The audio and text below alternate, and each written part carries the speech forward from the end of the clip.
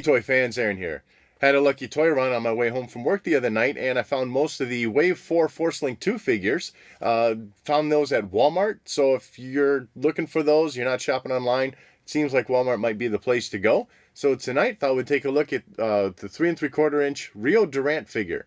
Let's head to the table and check this out. And taking a look at the card, he does come on that Solo branded line. So that gets you the golden colors of the Star Wars logo and a little bit of that gold in the background. Nice artwork of Rio off to the side, and then through the blister, of course, you see the included figure with his blaster. On the side of the packaging, nothing worth really mentioning here. It's just a photo of Rio with that Force Link band being used. On the back side of the card, nothing special to write home about. It's mostly just a bunch of legal information for the bottom 2/3, and then up at top, once again, really just an advertisement. Figures Force Link 2.0 compatible, which you would need the starter set as mentioned off on the right side, showing Han Solo and the Force Link band. And now looking at the figure out of the packaging, overall there's a nice size to this figure. It comes in just under 3 inches. It sits about 2 3/4 inches, 2 7/8 I'd say. Looking at the head sculpting of the figure, very representative of how he looked in the movie. First, you would think he's wearing a gray helmet, but he shouldn't be. The sculpting though certainly makes it look like he is, and it's not helped by that little harsh line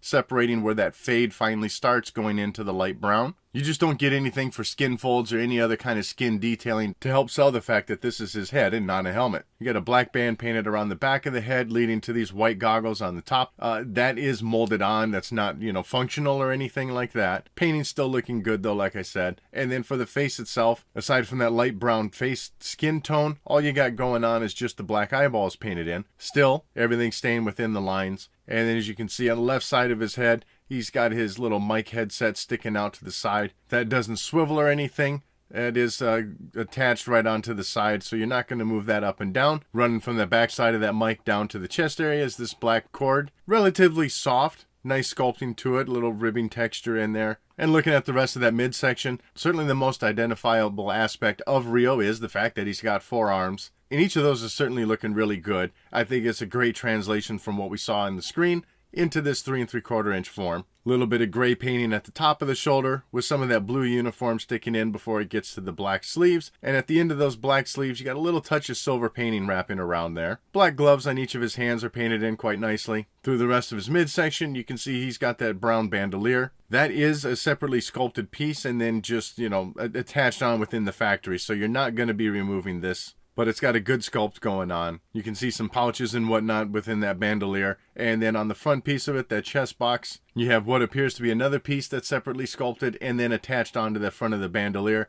And within that, some nice orange, some nice yellow, red, and black painting for those little buttons in there. Through the back side of them, nothing overly crazy here, but it's pretty much in line with, I think, what you would expect to see. Just that sculpting of the bandolier continuing, and just the plain uniform underneath that. Through the waist, he's got a nice white belt going on. Functioning holster on his right hip. Little black communicator or something painted in there. And then some pouches off to the side. So aside from the little black device, no special weathering or anything, but it's par for the course for this 5 POA line. And then getting down to the legs, still some decent detailing. Little bits of light gray in there for the uniform at the top of the thighs. And then as you can see, got a little white line painted in on his right thigh. That's kind of to represent, the holster being, if it was attached, the holster wrapping around his leg. In this case, the bottom part of that holster is not attached to the leg. So you're not going to get any limitations with the articulation if it would have been attached. And then getting to the bottom part of the legs, just black painting continuing. Keeping with the theme of the uniform, matching the way it should look.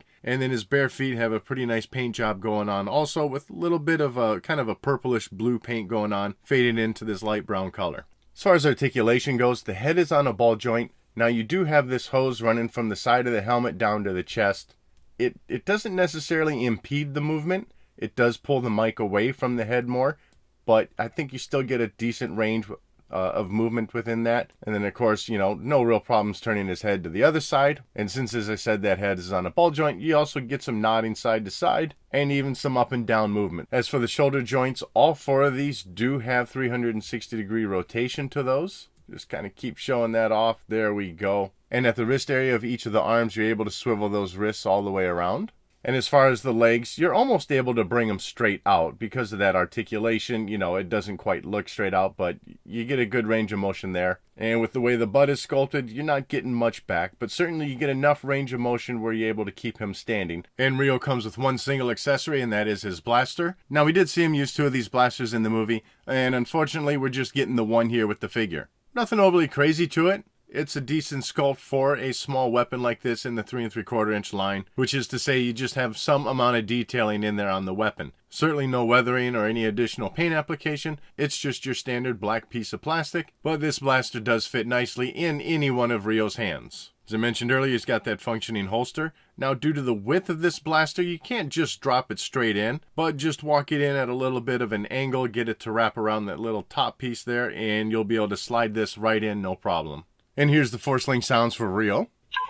Are we sure about this? You can count on me. Remember, it could always be worse, and usually is. And then sliding that figure forward gets you these blaster sounds, and then tapping on that during that time also gets you these additional lines of dialogue. Here they come.